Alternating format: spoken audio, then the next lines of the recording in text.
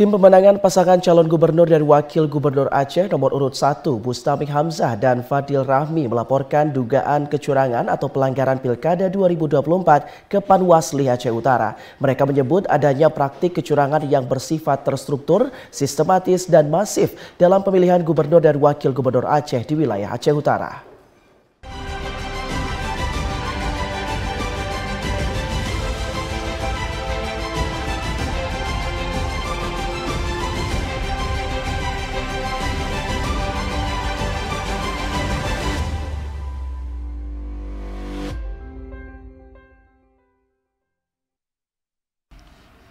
Tim pemenangan pasangan calon gubernur dan wakil gubernur Aceh nomor urut 01, Bustami Hamzah dan M. Fadil Rahmi mendatangi kantor panitia pengawas pemilihan Panwasli Aceh Utara Sabtu petang.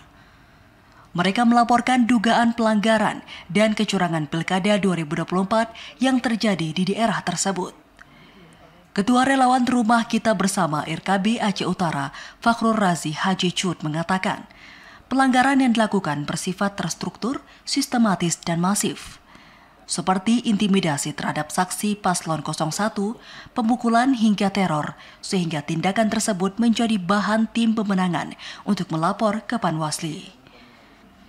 Pihaknya juga menduga penyelenggara pemilihan di sejumlah desa dalam beberapa kecamatan sengaja mencatat kehadiran pemilih pada hari pemungutan suara mencapai 100%, seperti di Kecamatan Tanah Jambu Ae, Simpang Kramat, hingga Syamtali Rabayu. Hal itu dianggap mustahil terjadi, sehingga tim Paslon 01 mengharapkan adanya pemungutan suara ulang PSU. Sementara itu, tim pemenangan Provinsi pasangan Bustami dan Fadil, Kausar Muhammad Yus menyebutkan sebelumnya saksi Paslon 01 telah meminta form keberatan tetapi tidak diberikan oleh KPPS saat hari pemungutan suara. Kondisi tersebut juga berlanjut saat perhitungan suara Pilkada 2024 di tingkat kecamatan, sehingga para saksi tidak bisa melakukan protes sesuai dengan aturan yang berlaku.